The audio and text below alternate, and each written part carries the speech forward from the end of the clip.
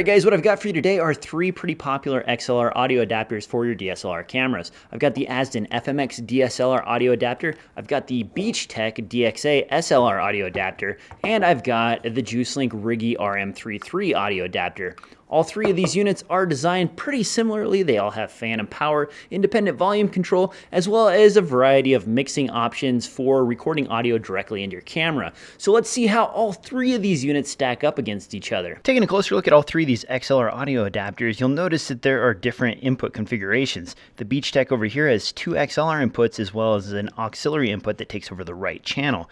The Azden has two XLR inputs as well as an aux input that takes over the right channel, and a selectable mic too, which you can send to either one of these channels depending on how you set up the switches on the front of the unit. And then of course we have the Juicedlink over here with three XLR inputs. The Juicedlink is by far the most complicated out of the bunch, so let's go ahead and start with that. If you take a look here, you'll see that the three XLR inputs correspond to these three switches across the bottom. This is L1, L2, and R. L1 and L2 share the same signal path unless you flip this switch right here that says L2 to R, in which case that sends the L2 to the right and sends L1 to the left channel on your camera. Each of those are at two different volume levels. The Juicedlink, as you notice, has a ton of switches that are very tiny down here in the bottom. And they are very complicated, and you have to really know what's going on in order to get this set up correctly. This is by far one of the most complicated simple devices you can get for your camera. It has a lot of freaking options, and it gives you a lot of ways to configure your signal, including fan and power and pads and all that stuff. But it's also the only one that doesn't come with a manual. You actually have to download a freaking manual for this in order to figure out how to use it. Taking a closer look at the Azden and the Beachtek, you'll notice that they look pretty similar. If we flip these over, you'll see that the control side is almost identical. You have three volume switches. One is for the headphone output, two are for the right and left controls, and then you have gain and pads and so on all the way up here. All of these are pretty straightforward, they're easy to access, and they are finger operatable, which makes them pretty nice. Flipping these two units over, they do have some controls like the Juicedlink on the bottom. The Beachtek just has the gain settings here, high and low, as well as a ground switch. And the Azden has the phantom power switches, which is kind of an inconvenient place for them, and the AGC if you need that for your camera. Both the Beachtek and the Azden have headphone outputs and a volume control to go along with that. The headphone output on the Beachtek is here at the front, the headphone output on the Azden is on the side, and the controls for the headphone are on the front with this monitor dial right here. The volume for the headphones of the Beachtek are right here, and there are no headphone outputs for the Juicedlink. Taking a closer look at the mounting options for all three of these units, they all come with 1/4-20 studs on the top that screw into either the bottom of your camera or your rig. The Beachtek as well as the Azden have a rubber mat here that helps secure your camera in place. The Juicedlink came with a cork gasket material that you're supposed to stick on yourself, but mine never really attached properly, making it kind of useless. Flipping them over, let's take a look at how these attach to your camera and what tool you'll need.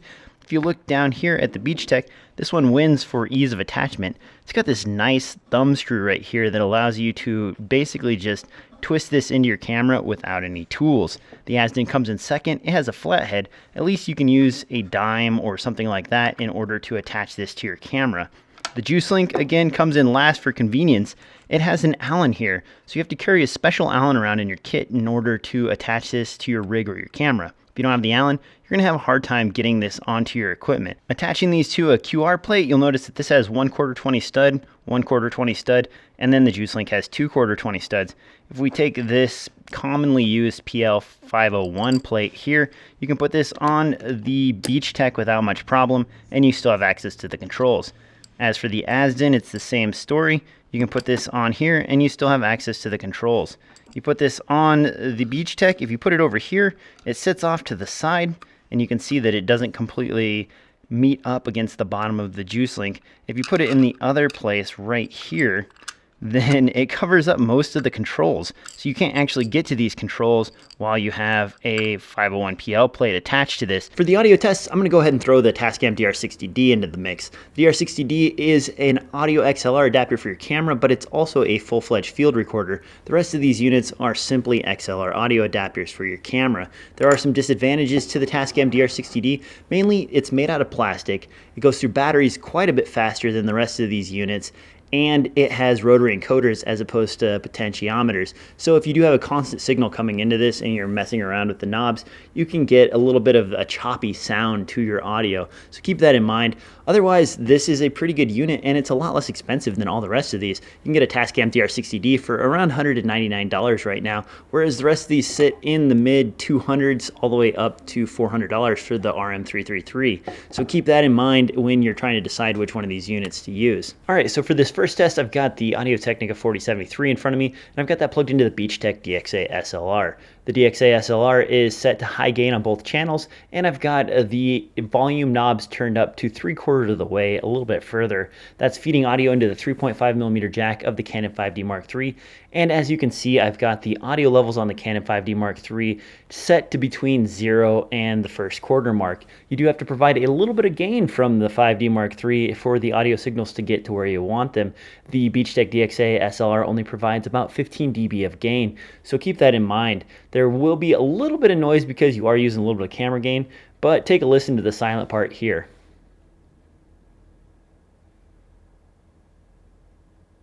And listen to me talk again. You can see that it sounds pretty darn good. Now let's move on to the Azden.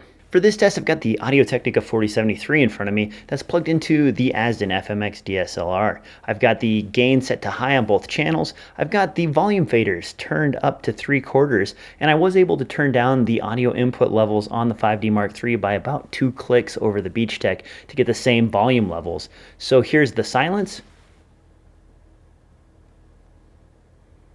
And here's me talking. Now let's try the Juicedlink RM333. For this test, I've got the Audio-Technica 4073 plugged into the Riggy RM333, and the Riggy is feeding the audio directly into the 5D Mark III.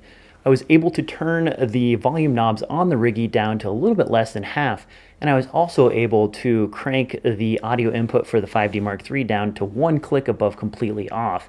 The Riggy has a ton of headroom and a lot of gain, so you can really crank up the audio if you need to. It has a lot more gain than any of the other XLR competitors on the market.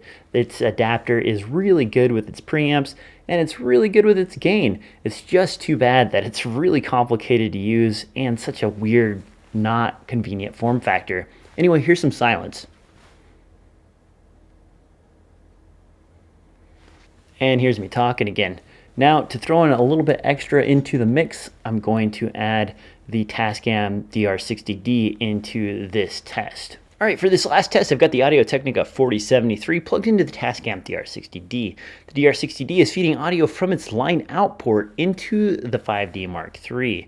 The reason I'm using the line out port instead of the camera port is because you get a little bit more gain out of the line out port, and you're able to set it between 1 and 2 on its little thumb dial and get it to just about right for feeding audio directly into the camera.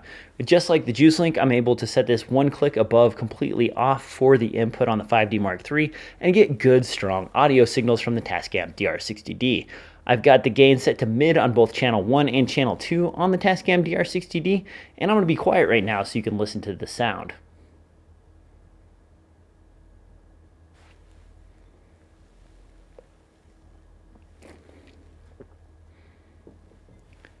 As an audio preamp, the Tascam DR-60d does a pretty good job, especially if you use the line out port instead of the camera port, which doesn't quite generate as strong of a signal into the camera. After listening to the audio results, I can say that the Beachtek and Azden are pretty close neck and neck on the lower end of the scale.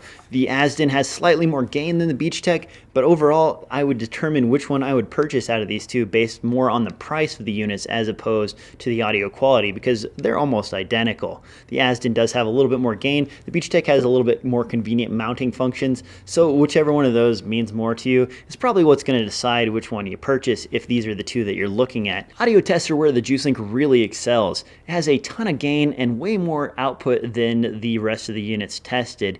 It's also the most painful to use with its crazy controls and its tiny little knobs. I have a love-hate relationship with the Juicedlink device. I like the amplifiers, I hate everything else about it. So this is great if you can deal with all the headache and hassle that are provided by all of these freaking little switches and the tiny knobs. The audio quality of this is excellent, but otherwise, It is a pain. I wish Juicedlink would take a look at its competitors and incorporate some of the good features like, I don't know, easy controls, knobs, all that. In the audio department though, the Juicedlink does sound the best. Listening to the audio recorded by the Tascam DR-60d, I would say the DR-60d has just about as much gain as the Juicedlink. As long as you're using the line out port, you can get a good, strong, clean signal into your camera, which is really nice to use. The Tascam DR-60d also offers up the most features out of all of these units, and it is also a full-fledged field recorder. It has all kinds of filters and other things that you can apply, as well as phantom power, and it's a 4-track recorder, where the rest of these are just 2-track mixers. The Tascam DR-60d isn't really the same exact device as the rest of these, but it is definitely the MacGyver of all of these devices.